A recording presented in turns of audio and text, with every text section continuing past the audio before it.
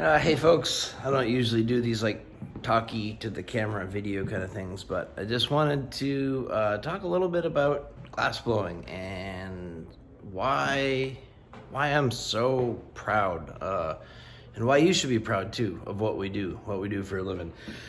Because this is a really cool fucking industry, man.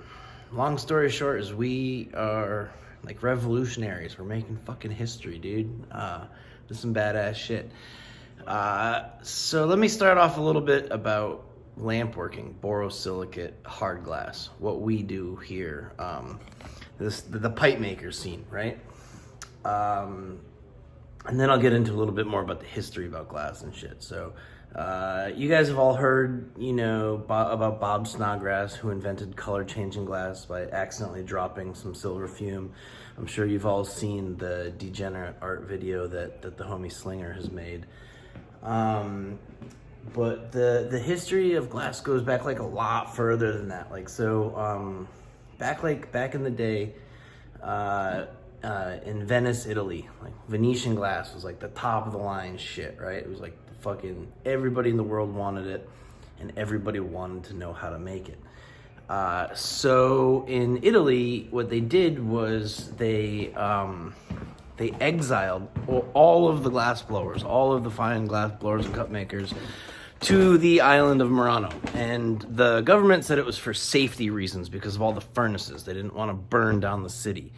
In reality, it was for trade secrets because everyone wanted to know how to make it. And if you were a glass blower, you were a blue collar worker. You were but if you were a heady, cup maker in Venice, Italy, you were allowed to like hang out with aristocracy, upper parliament, high society, that kind of shit. But if you left the island of Murano with your glassblowing trade secrets, you were subject to execution or death by the Italian secret police. Allegedly, that's the story of how the mafia started. Pretty cool.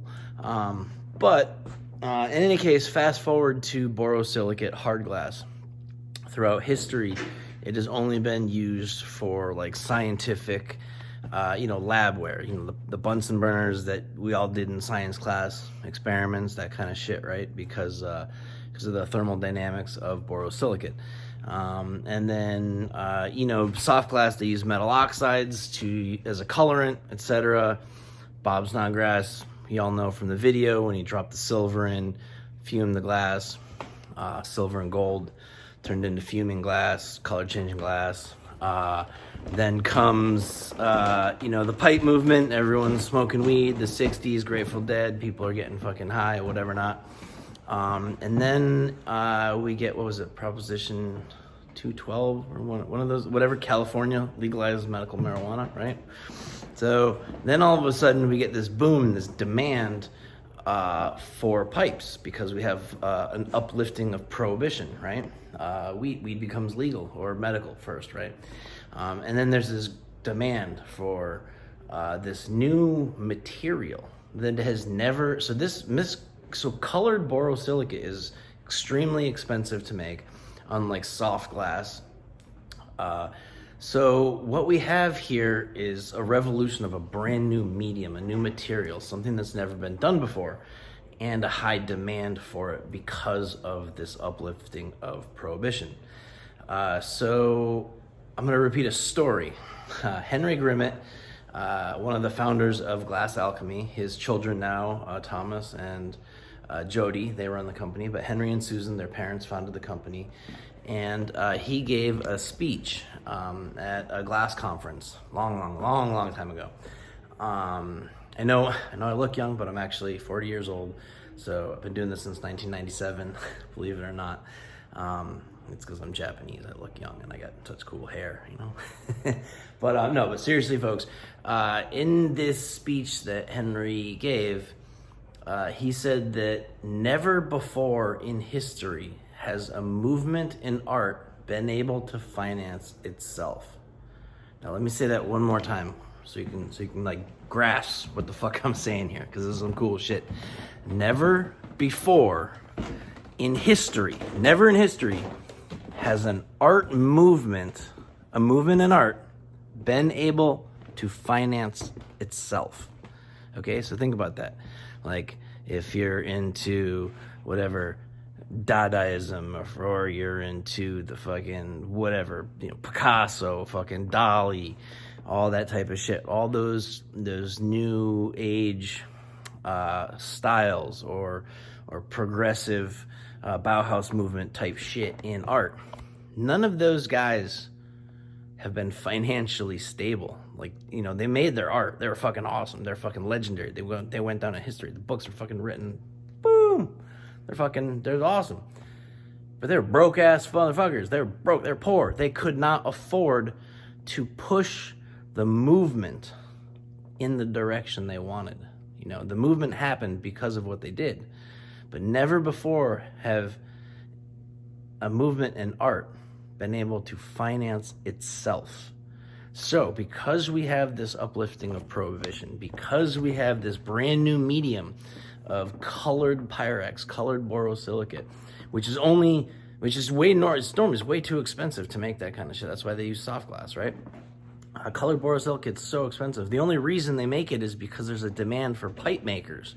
And now with pipe makers making colored borosilicate, you can do like shifter knobs for cool classic cars. You can do all sorts of these outdoor installations that would otherwise be subject to like thermal damage, etc. Whatever not. Anyways, what we're doing here is something that's never been done before, folks. So I'm pretty proud of it. So, and you should be too. So, not often you get in on the ground floor or something, and it's pretty cool to be part of history, and to be able to say that, like, I was there, I did that shit, and I didn't fucking starve, I didn't like go hungry doing it too, so that's pretty amazing. Cheers. Oh yeah, sorry folks, I got a couple more things to say, because I talk a lot. I don't tend to not shut up sometimes, but so the whole point of what I'm trying to say is I'm super proud of what we're doing here. Being a glassblower, being a pipe maker, new medium, never been made before in history, and we as pipe makers, because of this uplifting of prohibition, we can finance ourselves. We can finance the direction we want to take this art, this medium in. We can do what we want with it. And a little bit of a story. So you guys have all heard of North Star Color Company, the Paul Troutman Color Company, right? Glass Alchemy. Those guys were all homies. Those guys all grew up as homies, working in the fucking garage together in the 60s or whatever not. When they were kids, they all blew glass in the garage. And Dave Goldstein, if you know fucking crazy Dave Goldstein, you might know his bongs. He has those like fritted disc perks that are like made out of colored frit, and the perk bubbles up through them. That's Dave Goldstein. He never started a color company, but they all, for whatever reason, they were all homies in the garage. And whether, I think it might have had to do with money, don't quote me on it, but they all went their separate ways and decided to no longer be homies. And they started Glass Alchemy. Henry and Susan. Henry started Glass Alchemy. Charles started North Star. He passed away. Abe now has taken over. He started off with partial. I think now he owns all of it. I'm not sure. And then Tag, Paul Troutman from Tag Glass, he also went his own separate ways. So all these homies that started off together went their separate ways, started their own color companies, maybe if it was out of competition, money, whatever. Goldstein ended up becoming a supplier, and he's just like, whoo, he's out there. So he's way more eccentric than the rest. But anyways, all homies, all went their separate ways. Some of them are dead, some of them are not. They're no longer homies. And coming up in the glass game, like, when I was starting in 97, I was like all over glasspipes.org. They had this thing called the top 100. If you were like, made it, I was like number 35, so I thought I was all cool. It was like a goal in my life to make it to the top 100 artists, blah, blah, blah.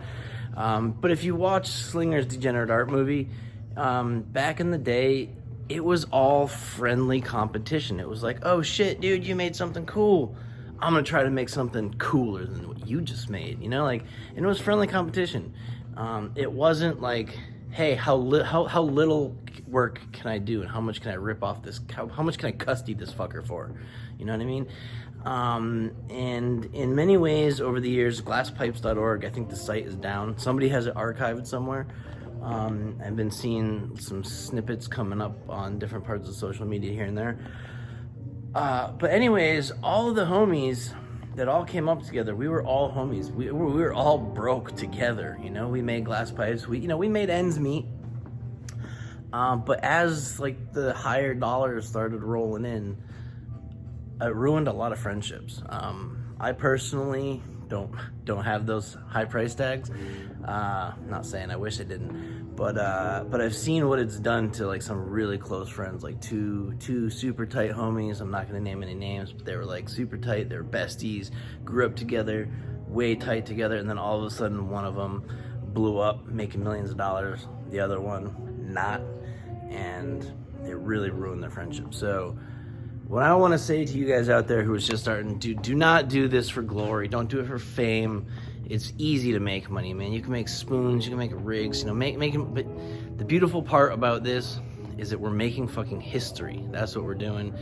And you can do whatever. You don't have to make pipes. You can make cups. You can make jewelry. You can make all sorts of. The beautiful part about borosilicate glass art is that it's a new medium that's never been fucking done before, man. You can fucking do anything. You can literally fucking do anything you want with it. Marcel's doing like all those cool soft glass type technique transfers and shit like that. He's doing all this like with his Draco, this big soft glass, furnace. And then there's people doing all this cold working shit that they do with soft glass. You can do all like techniques from soft glass transfer over. You can literally do anything you want. But if you are successful, if you do make money, don't forget your friends, man. I'm not jealous of anybody. I'm super happy. I got a bunch of dudes in my shop, and some of the dudes make a lot more money than I do. But you know what? I'm fucking proud of them, dude. Like, I'm proud to stand next to them. You know what I mean? They're my homies. So don't let the hype fuck with your head, man. Keep it real. That's all. I don't know how to fucking talk to a camera and say this kind of shit, you guys. But Glass Flones, it's a fun gig, and you should be proud. I'm proud. I love what I do, and I feel cool. I feel like, I don't know, satisfied, gratified, whatever. I have gratitude, whatever. I don't know the fucking words. I'm proud to do what I do. I'm proud to be making history. I'm proud of doing something that no one's ever done before. You know what I mean? I can say, like, when I die, I can say I did something like meaningful, so I think that's really cool. So, love your friend, help other people, like Bob Snodgrass said, when he found out that technique, he was like, I could keep it to myself, or I could give it away to everyone in the fucking world.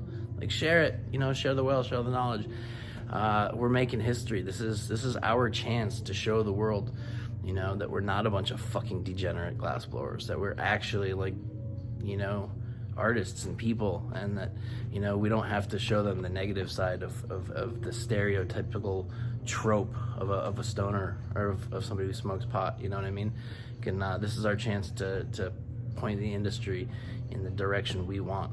So take a hold of it. Power to the people. Love ya.